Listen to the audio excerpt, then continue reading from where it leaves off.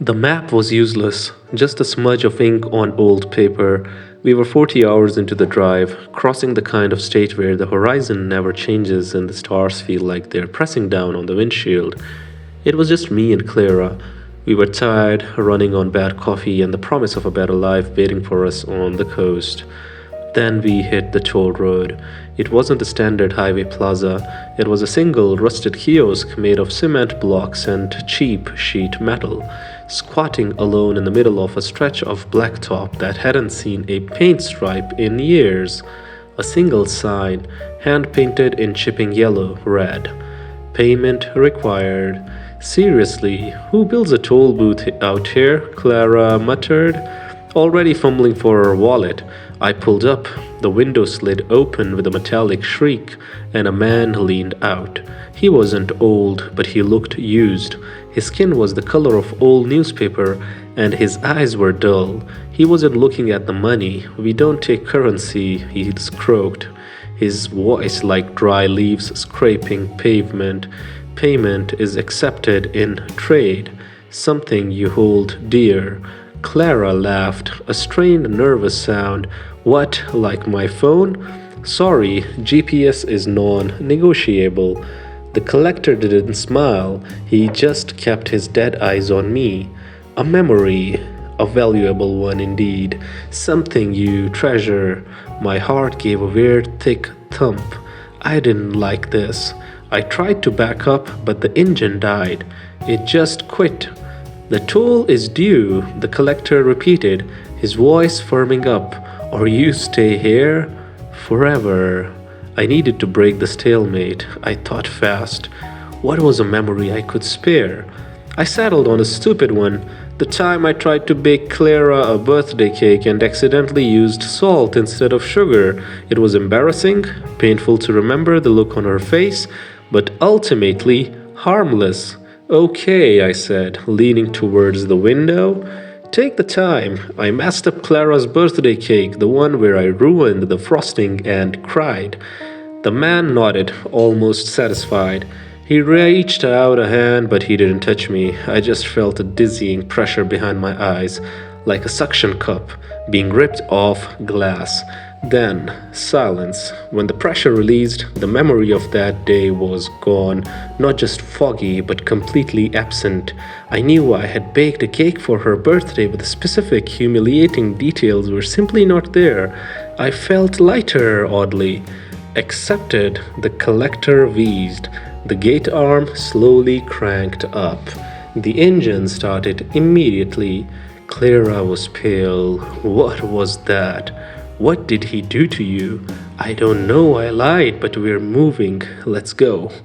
We drove fast, desperate to put miles between us and that silent block of concrete. We went another 2 hours before the road narrowed, funneled by unforgiving rock walls leading straight to another identical kiosk. My gut twisted. This time, the collector looked the same, but his eyes were brighter, hungrier. "The payment last time was petty," he judged. "You wasted our time. Now we require something with consequence, something of joy." I refused. I hit the gas, flooring it, but the gate arm didn't just stay down, it felt like it slammed a physical wall into the grill. We screeched to a halt. I couldn't sacrifice a happy memory. They were too important. My brain scrambled for something painful and consequential. The moment my childhood dog Rusty had to be put down, the awful finality of it, I hated remembering that day. The time I had to say goodbye to my dog, I whispered, tears suddenly stinging my eyes, though I wasn't sad. The collector nodded. The suction sensation was back, 10 times stronger. I felt a core part of myself being excavated. When it finished, I still knew Rusty was gone, but the unique, crushing weight of that moment, the feeling of his fur in my hands, the wet, gentle voice was hollow. The grief was still there, but the source of the grief was missing. It was like I was mourning something that happened to a stranger. Clara was crying now. "Liam, please, we have to turn around. This is wrong." I just nodded numbly. The gate was up. I drove. 2 hours later, the final one, the last chance. The collector looked euphoric. "This is the end of the line, traveler," he said, holding up a small, empty glass jar. "We need the highest form of human currency, a moment of perfect, shared, selfless love." I knew what he wanted. It was the memory of our engagement, the shock, the joy, the moment I saw her face in the moonlight as I slipped the ring on her finger. It was the linchpin of our future. "No," I choked, "I won't give you that." "Then you will remain here," he said, calm as stone. "You will forget everything, slowly, until you are nothing but dust on the asphalt. Pay the toll." I looked at Clara, her face, her eyes, the eyes I loved more than anything. I couldn't subject her to this frozen decay. I bit back a sob. The proposal I forced out the moment she said yes. The blast of psychic pain was blinding. I didn't just feel the memory go, I felt the emotional gravity shift. When I opened my eyes, the collector was gone. The gate was wide open and the engine was humming. We sped away. The sun was coming up, painting the vast desert sky in impossible pinks and oranges. I felt light, free, but utterly devastated. I reached over and touched Clara's hand. "We made it, honey," I whispered, tears of relief and loss streaming down my face. "It is all over." She pulled her hand away. Slowly, her brow furrowed. She turned her head, looking at me like I was a piece of street furniture she'd only just noticed. "I'm sorry," she said, her voice polite, distant. "But who are you?" My breath caught. "And where?" she asked, looking worriedly out the window at the empty road ahead. "Exactly are we going?" The memory wasn't taken from me, it was taken from her. The shared joy was gone. And now, I was now just a stranger in a car with a woman I loved. A woman who had forgotten every single reason why she ever said yes. I had paid the toll, but the collector wasn't just interested in my mind. He was interested in the structure of my life. I looked forward, gripping the steering wheel. I had to keep driving. I had to keep driving until I could build a new memory. One that only I remembered. The memory of her saying yes was a hollow victory now, but the memory of what I lost, that would stay with me forever. And that day I realized this was the final, everlasting horror of the toll. So beware when you travel alone or with your partner. The journey can be devastating.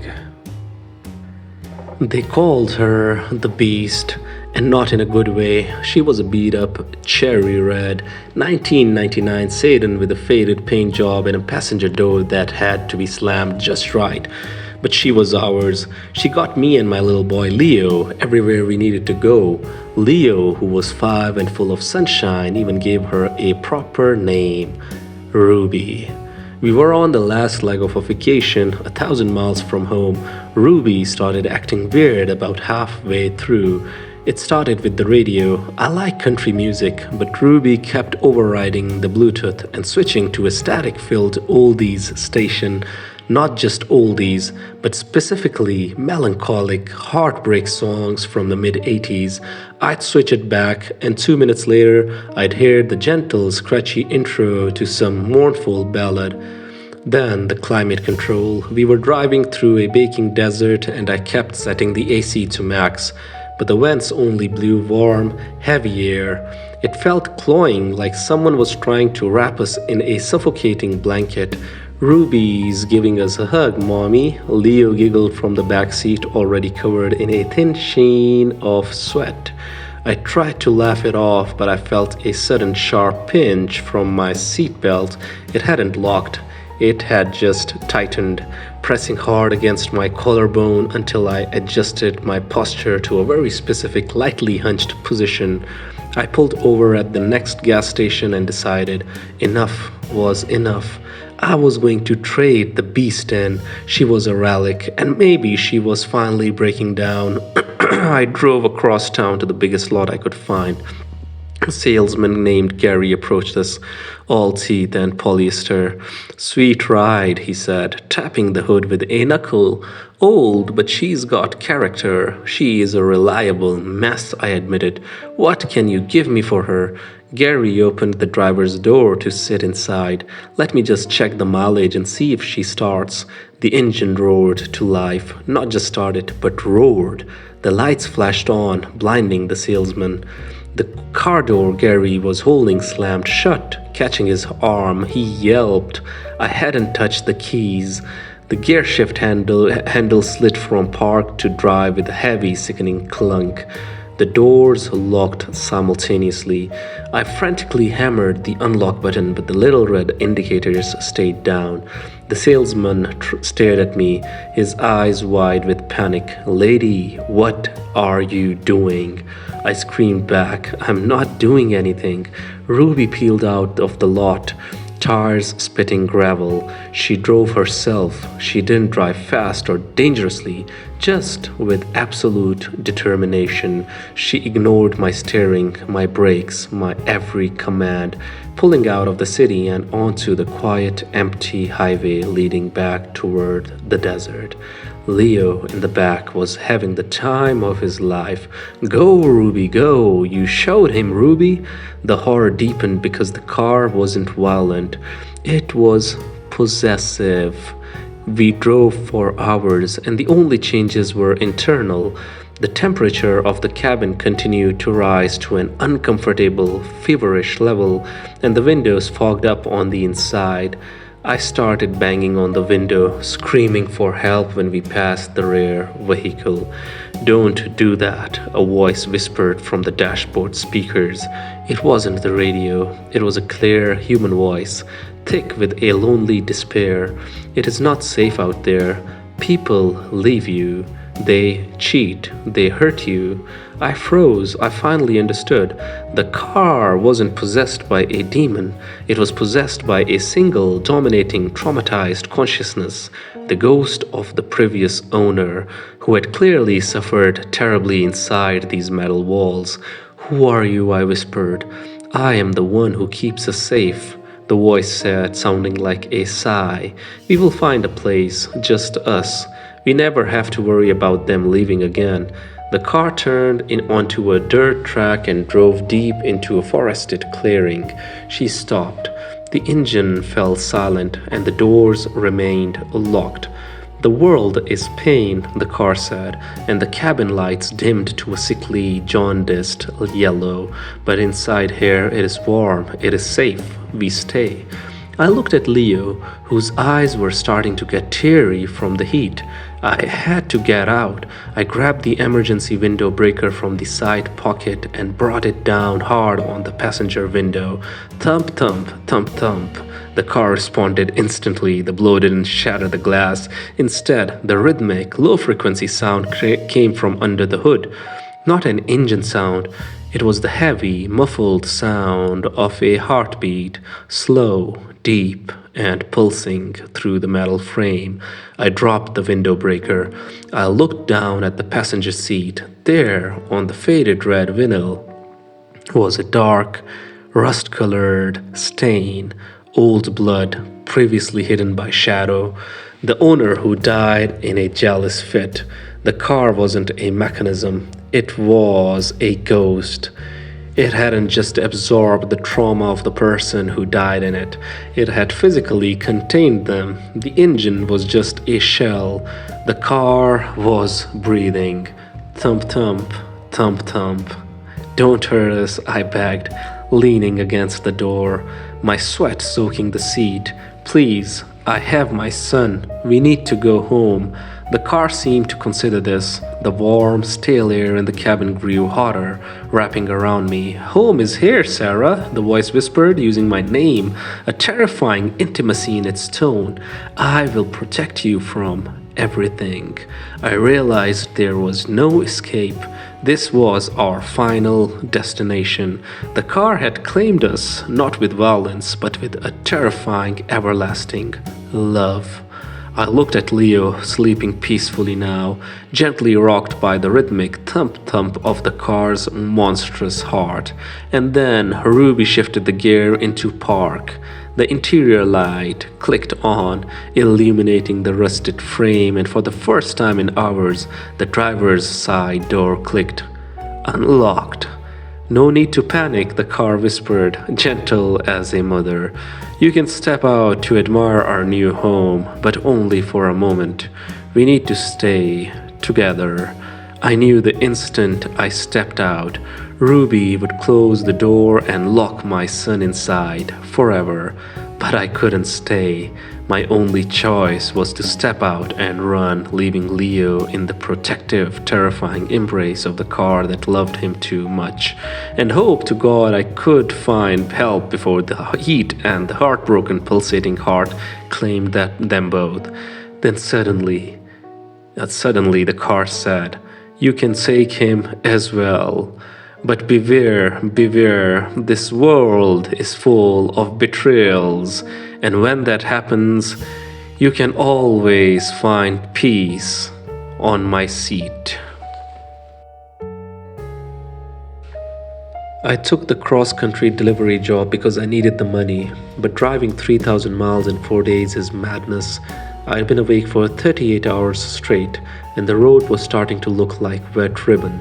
I found a dimly lit pull-off in the middle of nowhere, killed the engine, and slumped against the seat belt. I set my alarm for 60 minutes, locked the doors, and was out before my head hit the headrest. When the alarm blared, it was already going dark again. Impossible. I looked at the dashboard. My alarm had only gone off 10 minutes ago, but the sun was setting. I checked the clock on the dash. It was 4 hours later than I remembered. Worse, the mileage counter was up by 93 miles. I stared at the dash, my heart hammering against my ribs.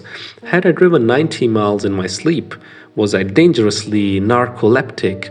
I put the key in the ignition and the fuel gauge had dropped almost a quarter tank. I forced myself to rationalize it. Stress, time zone confusion, maybe the gauge was faulty. I drove for another few hours, fueled by panic and caffeine, but the fear wouldn't leave. Every shadow looked like a passenger. Around midnight, I couldn't keep my eyes open anymore. I pulled into a deserted truck stop, the kind that feels less like a rest area and more like a crime scene. This time, I took precautions. I wedged a heavy suitcase between the driver's seat and the steering wheel, making it impossible for someone to sit there without moving it. I locked the gear shift into neutral with a specific complicated knot of rope I used for tying down fright, basically. Finally, I turned on the phone camera, propped it up on the passenger dash to record the driver's seat, and set the alarm for 1 hour. I collapsed, utterly exhausted.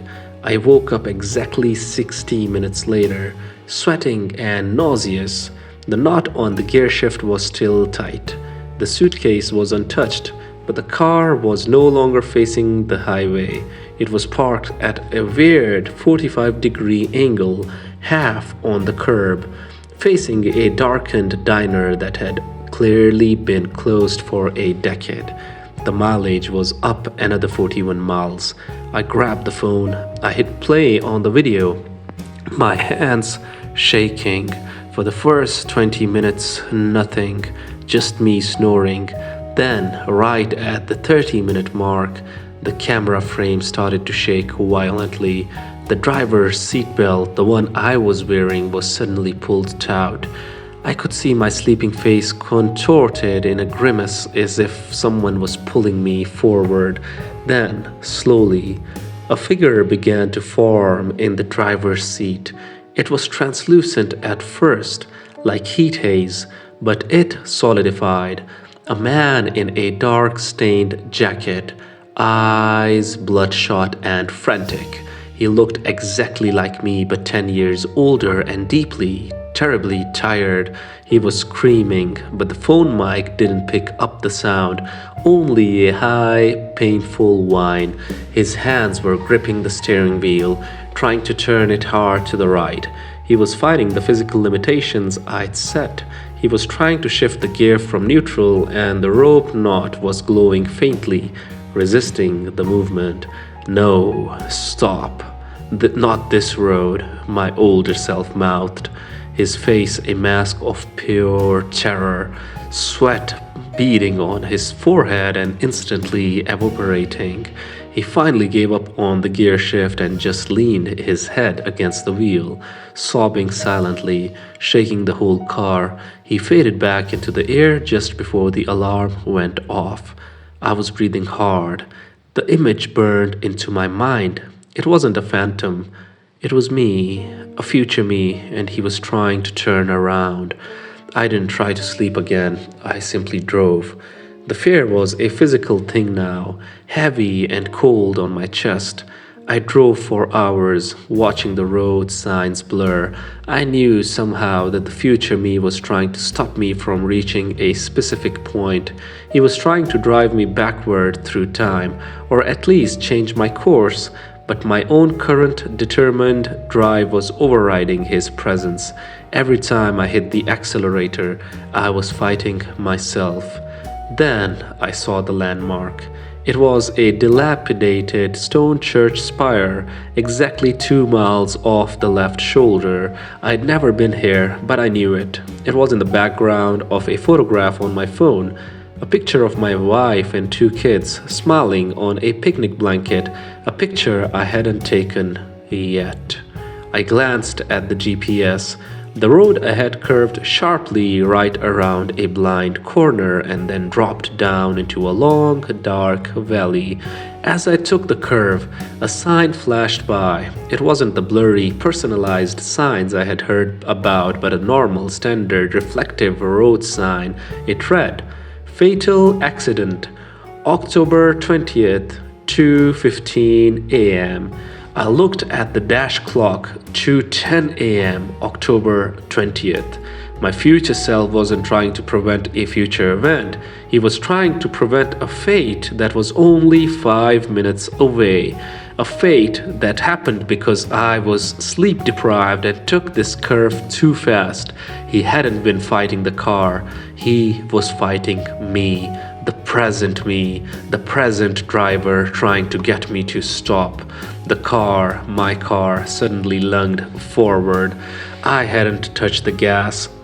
The speedometer needle shot up, climbing toward 90.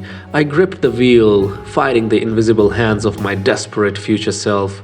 "Stop it," I screamed, wrestling the wheel left towards the ditch, towards the stone church, towards anything but that blind curve.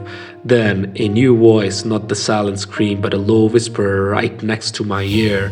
It sounded exactly like me, but utterly defeated. "Don't turn. Drive slower." Future me whispered, "Just drive slower. You won't make it. You know you won't make it." But I couldn't slow down. The acceleration pedal was pinned and the car was screaming toward the curve. Then I understood the full horror of the sleep swap. Future me wasn't driving me backward. He had been driving my car forward into the time of the crash. He was already dead. He was an echo, a fragment of my consciousness trapped in the time loop of the accident. And the only thing he could do was desperately try to steer me, the living mark, away from his mistake. I made a final, desperate move. I closed my eyes, screamed, and ripped the steering wheel hard to the right, driving the car straight off the road and into a field of thick, wet mud. The impact was brutal. The airbag exploded.